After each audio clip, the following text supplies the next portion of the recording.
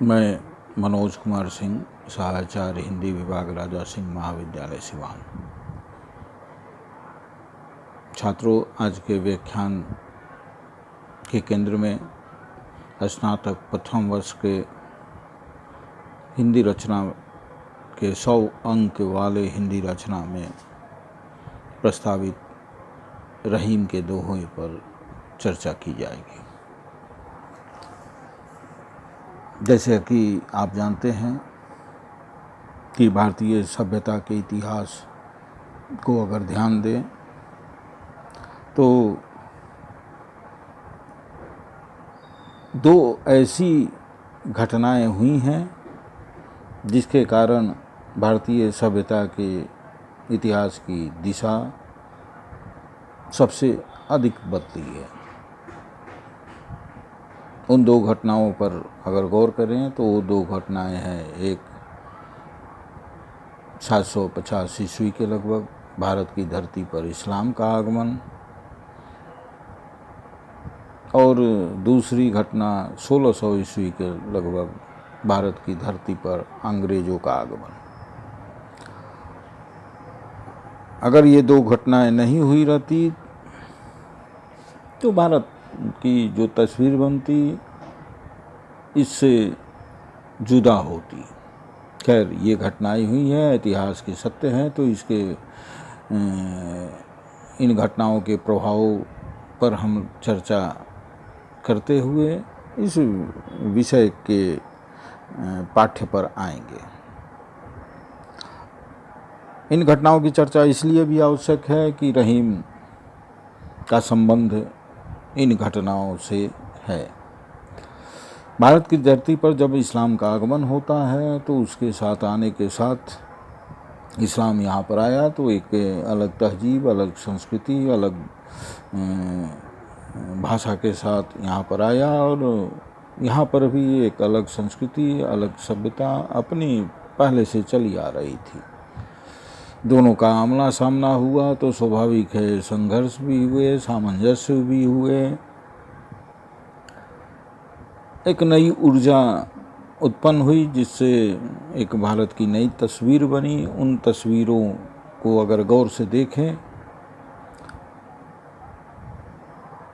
तो एक नई तहजीब, नई संस्कृति और यहाँ की संस्कृति और यहाँ की तहजीब से जब आमना सामना हुआ तो दोनों में शुरुआती संघर्ष हुए। संघर्ष होने के बाद साथ साथ इन संघर्षों के बीच से ज़रूरत महसूस हुई कि एक ऐसी ज़मीन तैयार की जाए जहाँ पर ये हिंदू मुसलमान, हिंदू इस्लाम का संघर्ष ना हो, और दोनों संस्कृतियों और तहजीबों के एक साथ कुछ वर्षों तक चलने के बाद एक सामंजस्य भी स्थापित हुआ, जिसे बाद में सामासिक संस्कृति के नाम से जाना जाता है। कि दोनों संस्कृतियों के मेल से उत्पन्न होने वाली एक नई संस्कृति जो एक दूसरे के अस्तित्व को स्वीकार करते हुए आगे बढ़ने की वकालत करती है। भक्ति आंदोलन इन धर्मगत संघर्षों को दूर करने की कोशिश करता है। इस दूर करने की कोशिश में कबीर, दादू,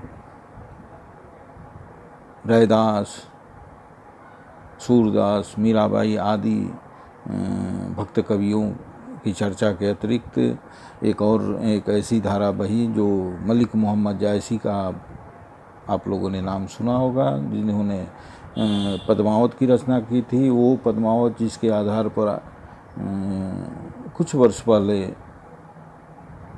पद्मावती फिल्म बनी थी, जिस पर बहुत बड़ा विवाद भी हुआ था। खैर, तो मलिक मोहम्मद जायसी ने पहले कवि हैं जो उस सामाजिक संस्कृति का प्रतिनिधित्व करने वाले मुस्लिम कवियों में से एक हैं। इनकी पद्मावत फारसी में नहीं लिखी गई है, इनकी पद्मावत अवधी में भी लिखी गई है, जिसे आगे बहुत वर्षों बाद आगे तुलसीदास ने अपनी रामचरितमानस की रचना में इस अवधि का प्रयोग किया था। उसके पहले जायसी अपने पद्मावत की रचना में अवधि देसी भाषा का प्रयोग, बोली का प्रयोग कर चुके थे। करने का अर्थ ये है कि यहाँ मुसलमान या इस्लाम आया तो यहाँ आकर यहाँ का हो गया। अंग्रेज़ 16वीं सदी में आते हैं तो अंग्रेज़ यहाँ पर आए और यहाँ के नहीं हुए, यहाँ वो रहे नहीं, यहाँ वो रोजी रोजगार के लिए आए और यहाँ से लूट चपेट कर लेकर चले गए। तो मध्यकाल में मलिक मोहम्मद जायसी ने जो यहाँ की संस्कृति में रच बस कर सामाजिक संस्कृति का प्रतिनिधित्व किया, उन्हीं की कड़ी में जिस कवि के दोहे की चर्चा की जाएगी वो रहीम जायसी की परंपरा को आगे बढ़ाने वाले कवि हैं। अब्दुल रहीम खाने खाना के नाम से मशहूर अकबर के 9 रत्नों में से एक थे। 1556 ईस्वी में इनका जन्म हुआ था, लाहौर में जन्मे थे। बैरम खां के पुत्र थे। इन्हें अरबी, फारसी, संस्कृत और खड़ी बोली हिंदी पर समान पकड़ थी। इन्होंने अपने रचनाओं में यहाँ की भाषा का प्रयोग करते हुए नीति संबंधी कुछ दोहे रचे जो बहुत ही लोकप्रिय हुए। और खासकर आप लोगों को एहसास होगा कि रहीम का नाम जब बच्चा पहले दूसरे में ही जाता है तो उसी समय से रहीम के दोहे का नाम सुनने लगता है, उन दोहों को जानने लगता है। इनके दोहे यहाँ की समाज में बहुत ही लोकप्रिय हो चुके हैं। इनके दोहे की खासियत है कि ये नीति उपदेश परक हैं, और हो भी क्यों ना, उस समय के समाज में जिस समय रहीम रचनारत थे उस समय के समाज में के मनुष्यों को मनुष्य बनाने की ज़रूरत थी। समाज को बेहतर स्थिति में ले जाने की ज़रूरत थी। तो स्वाभाविक है रहीम भी अपने दोहों के माध्यम से मनुष्यों को सचेत कर रहे थे, मनुष्य को मनुष्य बनाने की कोशिश कर रहे थे ताकि बेहतर समाज बन सके। उनके कुल 10 दोहे आपके पाठ्य में प्रस्तावित हैं। उन 10 दोहों में से पहला दोहा है, यो रहीम सुख होत है उपकारी के संग, बाटन वारे क्यों लगे ज्यों मेहंदी के रंग। कवि इसमें स्पष्ट करता है कि मनुष्य को केवल खुद के हित के प्रति सचेत नहीं रहना चाहिए। मनुष्य को परिभाषित करते समय कहा भी जाता है कि मनुष्य एक सामाजिक प्राणी है। मनुष्य एक प्राणी है कहकर परिभाषित नहीं किया जाता। कहने का अर्थ है कि मनुष्य की सार्थकता समाज से जुड़कर ही है, समाज से कटकर नहीं। मनुष्य अगर खुदगर्ज है, स्वार्थी है, तो मनुष्य की परिभाषा में वो नहीं आएगा, वो मनुष्य, उसे मनुष्य नहीं कहा जा सकता है। कभी अपने समय के लोगों को जागृत कर रहा है, प्रेरित कर रहा है दूसरे के हित करने के लिए, दूसरों का कल्याण करने के लिए, केवल खुद का कल्याण नहीं करने के लिए, समाज की चिंता करने के लिए। इसमें कहते हैं कवि कि यो रहीम सुख होत है उपकारी के अंग, बाटन वारे को लगे ज्यों मेहंदी को रंग। कवि कहता है कि दूसरों को भला चाहने वाले व्यक्ति का खुद भला हो जाता है, स्वयं सुखी हो जाता है वो, क्योंकि ऐसे उदाहरण है कि अगर मेहंदी जो किसी के सौंदर्य को बढ़ाने के लिए में उपयोग होता है, उस मेहंदी को बांटने वाला किसी का हित का प्रतीक की मेहंदी बांटने वाला जो है, दूसरों का हित करने वाला है, तो जो मेहंदी बांटता है तो उसके हाथों में भी मेहंदी का रंग लग जाता है। उसी तरह कवि समझाता है उस समय के मनुष्यों को कि अगर आप दूसरे का हित करेंगे तो आपका भी हित होगा, दूसरे को सुख पहुंचाएंगे तो आप भी सुखी अनुभूत करेंगे। उसी तरह जैसे मेहंदी बांटने वाले को दूसरे को अगर मेहंदी बांटता है तो खुद उसे अपने आप उसे मेहंदी लग जाती है। कहने का अर्थ है कि दूसरे के साथ सौहार्दपूर्ण व्यवहार करने से स्वयं को भी दूसरों से आत्मीयता प्राप्त होती है। अगला दोहा है कि खीरा सिरते काटिए मलियत नून लगाए, रहीमन करुए मुखन को चाहियत इहे सजाए। खीरा आप सभी परिचित हैं कि खीरा को खाने के पूर्व उसके मुख को काटकर उसमें नमक लगाकर रगड़ा जाता है। रगड़ने के बाद उससे सफ़ेद गाज ऐसा कुछ निकल जाता है जिससे उसका कड़वापन खत्म हो जाता है। उसके बाद खीरा को खाने में उपयोग किया जाता है। हम लोगों की तरफ ऐसा ही किया जाता है। उसी दृष्टांत को समझाते हुए कवि कहता है कि खीरा सिरते काटिए मलियत नून लगाए। अगर खीरा को काटकर नमक नहीं लगाएंगे तो उसमें उसका कड़वापन नष्ट नहीं होगा।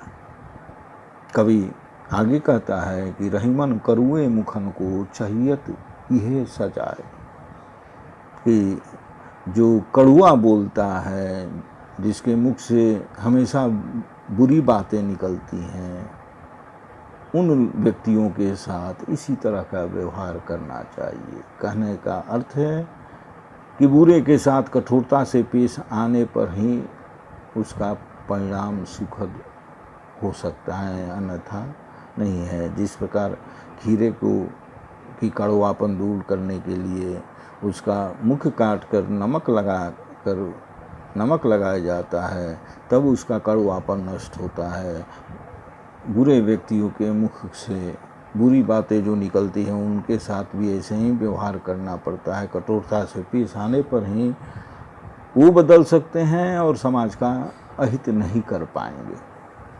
अगला दोहा है, जो रहीम उत्तम प्रकृति काकर सकत कुसंग, चंदन विष व्यापत नहीं लपटे रहत भुजंग।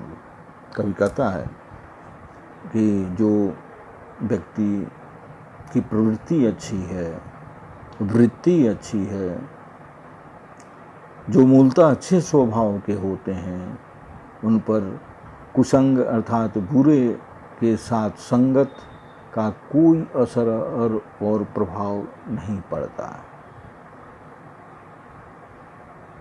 ठीक उसी तरह जिस तरह जहरीले सांप के लिपटे रहने पर भी चंदन के पेड़ में विष व्याप्त नहीं होता, वह शीतल ही रहता है, वह चंदन शीतलता ही प्रदान करता है। कहने का अर्थ है, कवि कहना चाहता है कि जो सज्जन होते हैं उन पर कुसंगति का कोई असर नहीं होता। दुर्जन को भले सज्जन बना दें, लेकिन दुर्जन की संगत में आकर सज्जन दुर्जन नहीं हो सकता। जो रहीम उत्तम प्रकृति काकर सकत कुसंग, चंदन विष व्यापत नहीं लपटे रहत भुजंग। रूठे सुजन मनाइए, अगला दोहा है, रूठे सुजन मनाइए, जो रूठे 100 बार, रहीमन फिर पोइए टूटे मुक्ता हार। कवि कहता है कि जो मित्र है, जो सज्जन है, जो अच्छा व्यक्ति है, वो चाहे 100 बार क्यों न रूठ जाए, हमको लगातार मनाना चाहिए, क्योंकि वो समाज के लिए लाभकारी होते हैं।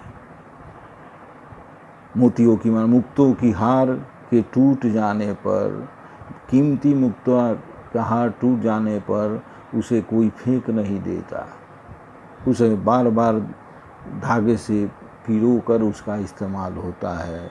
सज्जनों की, मित्रों की स्थिति वैसी ही है कि वो बार बार भी रूठ जाए तो उन्हें छोड़ना नहीं चाहिए, बार बार उन्हें मनाने की कोशिश करते रहने चाहिए।